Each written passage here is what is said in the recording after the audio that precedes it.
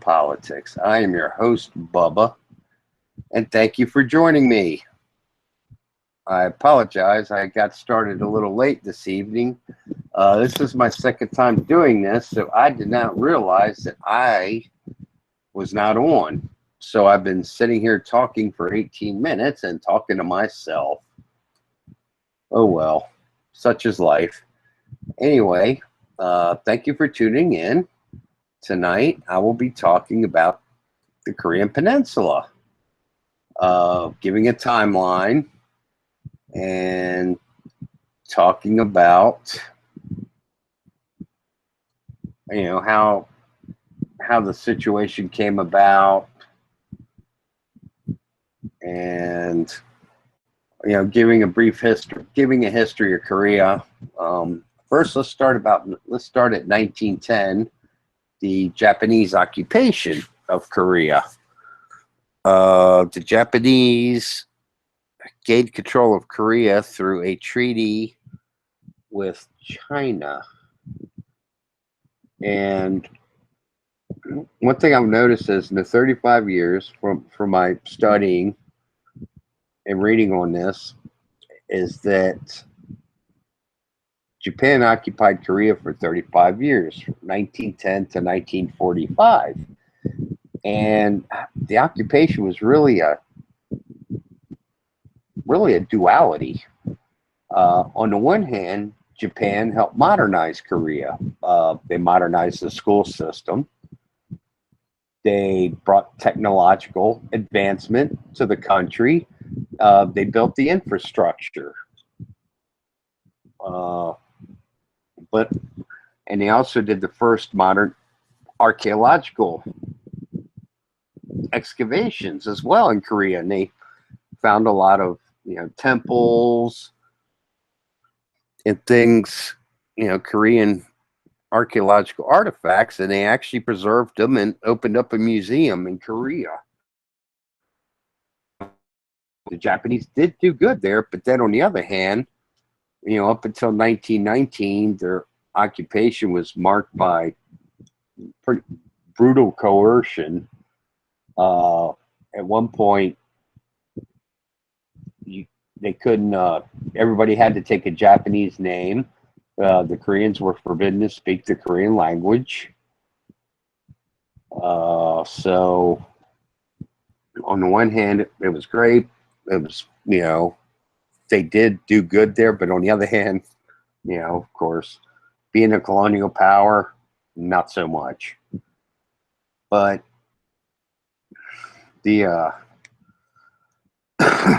then in 1945, the Japanese occupation ended, and the Soviets and the Americans, it was supposed to be four powers, but it really ended up only being the Soviet Union and the United States. They agreed at Yalta that Stalin agreed that 2 months after the war ended, and 2 months after the war ended in Europe, that the Soviets would help with the Japanese. So what the Soviet Union did was they invaded Korea, and the agreed upon line was the 38th parallel. So the Soviets invaded and got to the 38th parallel and waited 3 weeks for the U.S. troops to get there. So, and they agreed that, there would be a dual occupation. Of course, the Soviets installed Kim Il-sung as dictator. And the South, in 1948, put in a gentleman named Syngman Rhee as president. But still, at this point, South Korea was not a true democracy. It was pretty much a repressive regime. It wasn't as bad in the South as it was in the North, but it wasn't all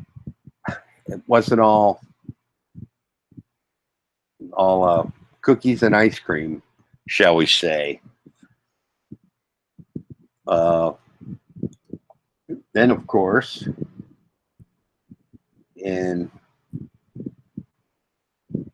1950, when the South declares independence, the North Koreans invaded. And Kim Il-sung had previously asked the Soviets about invading because he really wanted to invade the South and, of course, bring them under his leadership, under his repressive regime. And first couple times, Stalin rebuffed him and said, no, because, of course, the Soviet Union was still weary after World War II, after being invaded.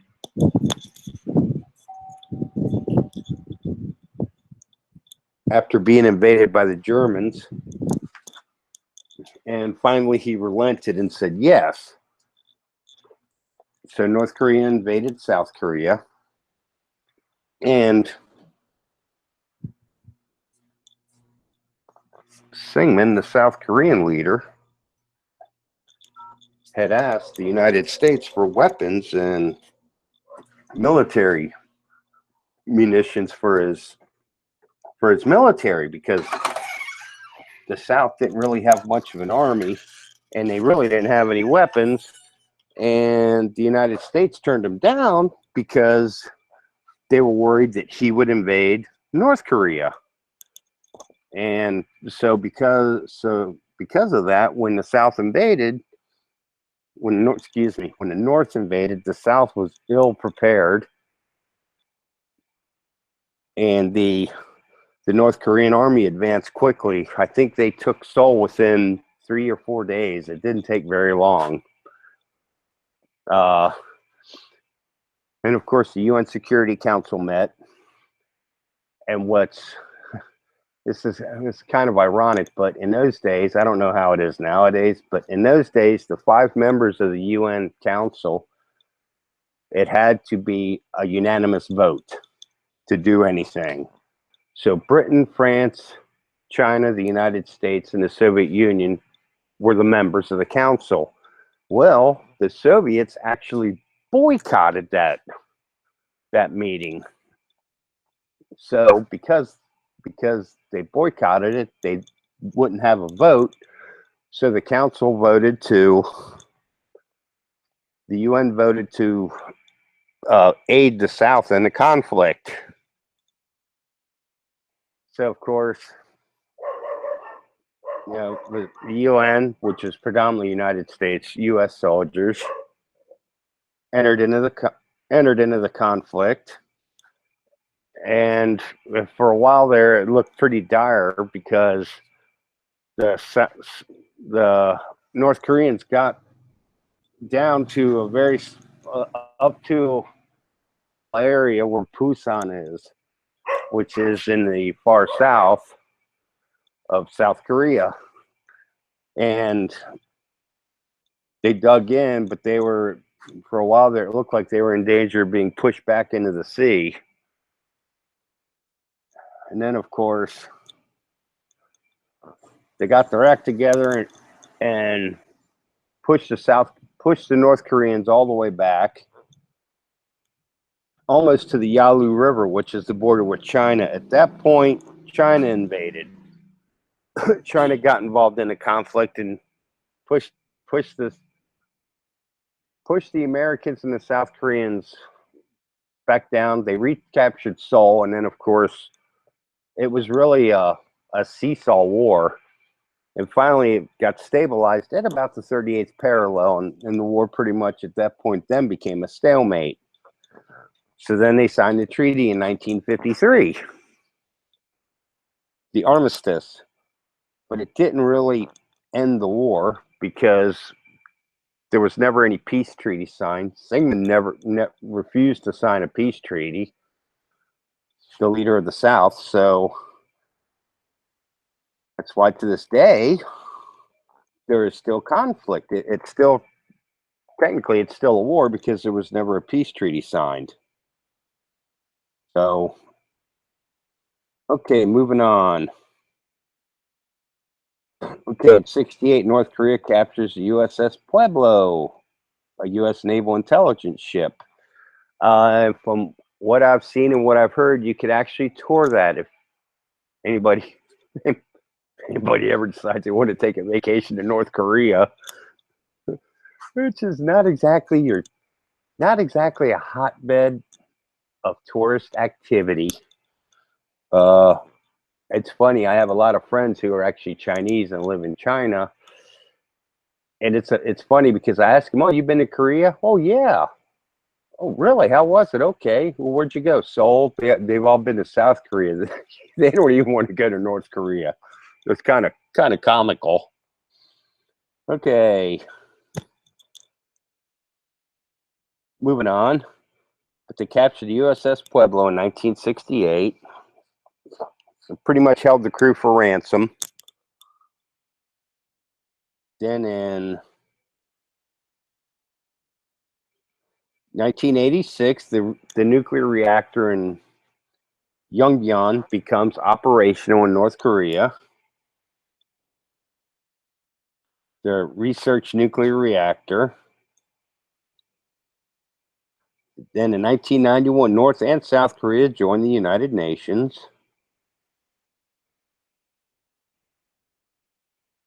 Then in 1993, the International Atomic Energy Agency accuses North Korea of violating the Nuclear Non-Proliferation Treaty and demands inspectors be given access to nuclear waste storage sites. North Korea threatens to quit the treaty. Then later on in 93, North Korea test fires a medium-range ballistic missile into the Sea of Japan. And in 94, Kim Il-sung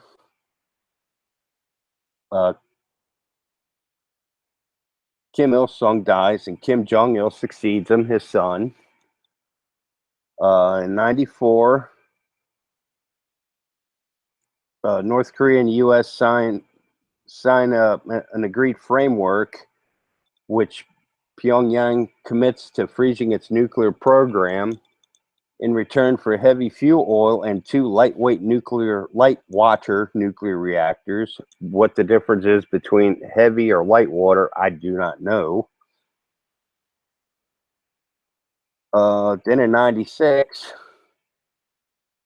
they have widespread floods in North Korea, which brings on severe famine. And they estimate that about 3 million North Koreans die from starvation.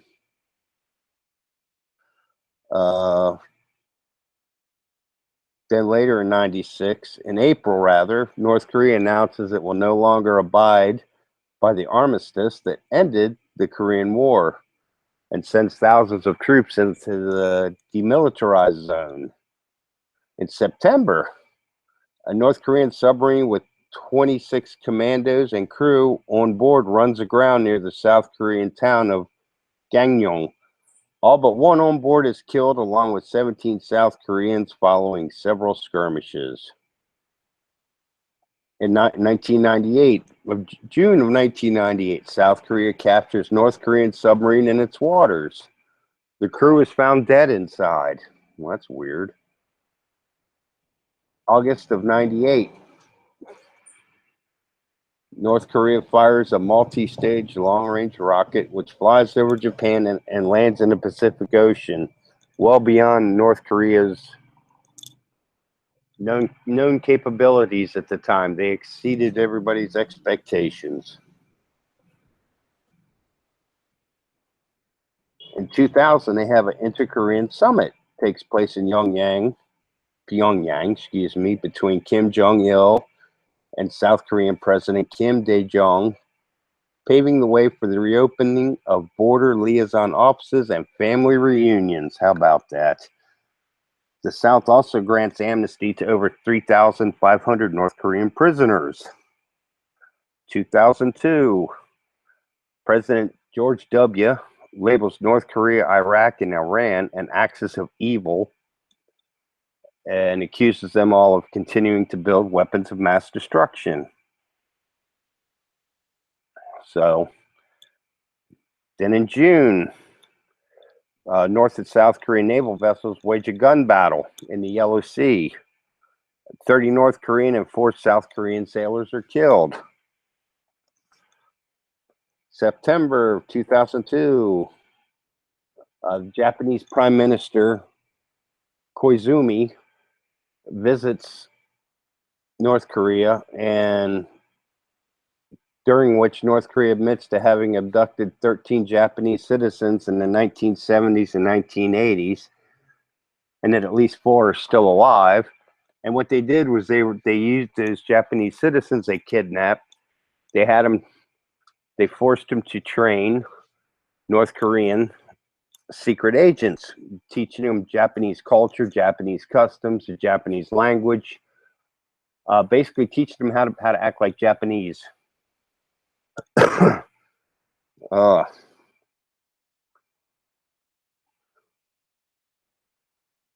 And in October 2002, U.S., Japan, and South Korea halt oil shipments following North Korea's admitting that it has secretly been developing a uranium-based nuclear program. December 2002, North Korea announces it is reactivating its nuclear facilities at Yongbyon and kicks out UN inspectors. January 2003, North Korea withdraws from the Nuclear Non-Proliferation Treaty, marking the beginning of a series of 6-party talks, which involved both Koreas, China, Japan, the US, and Russia. In May 2003, North Korea withdraws from the 1992 agreement with South Korea to keep the Korean Peninsula free of nuclear weapons. I see a pattern developing here.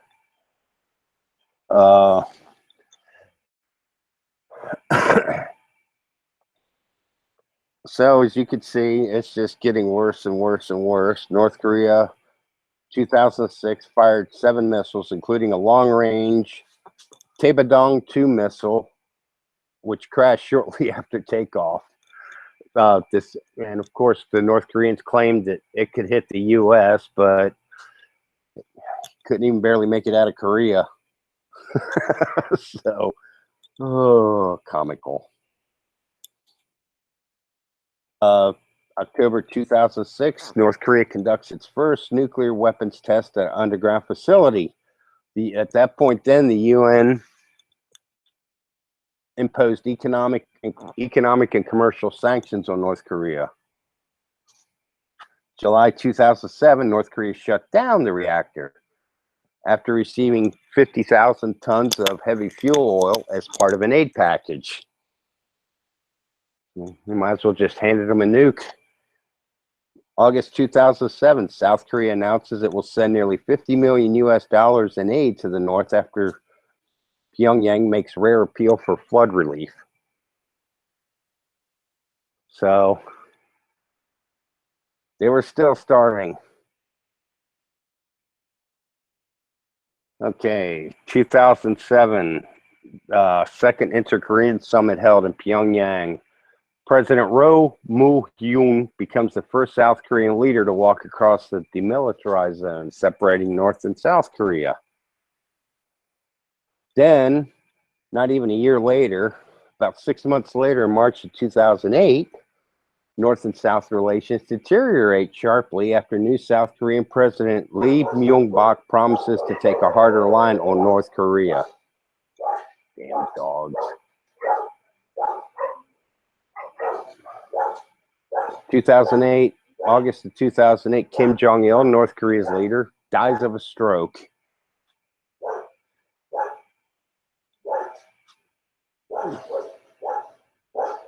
Okay, October 2008, the U.S. removed North Korea. The North agrees to provide access to its Yongbyon nuclear site after the U.S. agreed to remove it from the terrorism blacklist. So, and in January 2009, North Korea scraps all military and political deals with the South, accusing it of hostile intent. In 2009 of April, North Korea launches a long-range rocket carrying what it says is what they claim was a communications satellite. And of course, its neighbors accuse it of testing long-range missile technology. The UN Security Council condemns North Korea, and it prompts North Korea to walk out of the six-party talks and restart its nuclear facilities.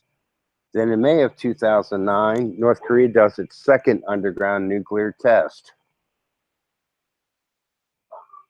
Then in August of 2009, North Korea freed a couple of American journalists, Laura Ling and Yuna Lee.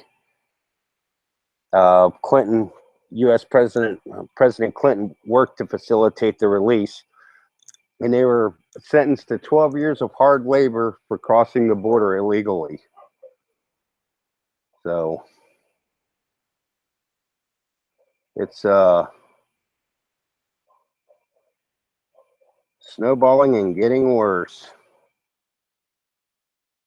Then in March of 2010, North Korea sunk a South Korean warship, Cheonan, near the border.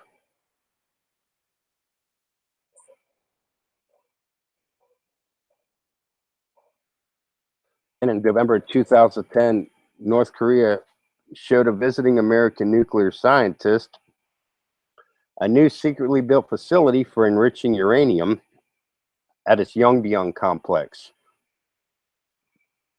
Of course, when they did that, it sparked alarm and anger in South Korea, the U.S., and Japan.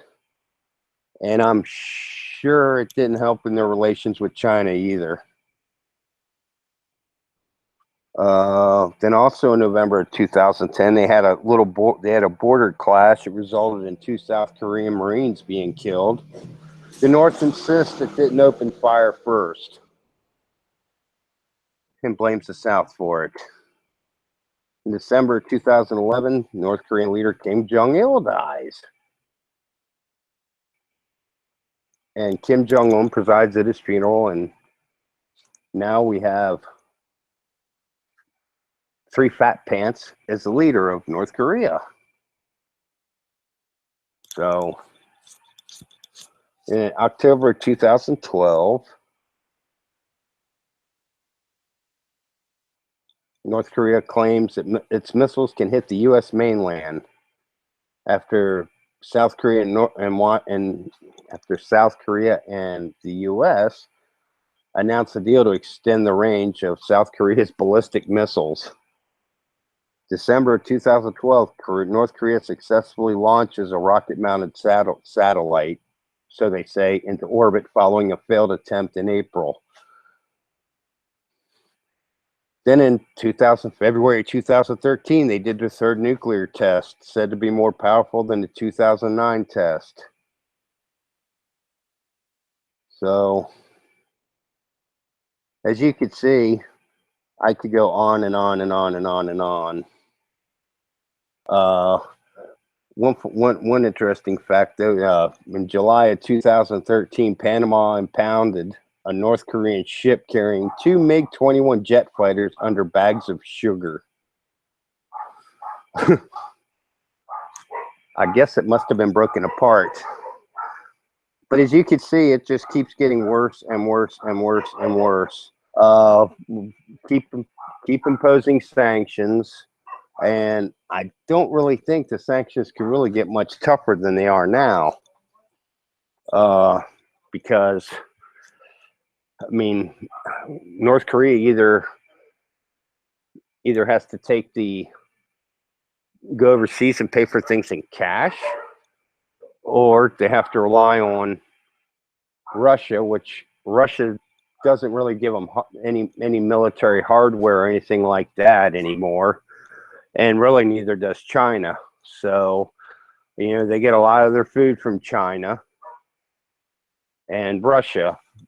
Pretty much is where they get the bulk of their food from, because North Korea, I guess, has very little arable land. It's a very rugged, mountainous country. So, as far as having farms, not a lot of agriculture in that country. They can't really grow enough to feed their own people. they'd rather put their money into acquiring nuclear weapons rather than feeding their own people. But it pretty much, to me, what I see is it's a detente relationship between the U.S. and China.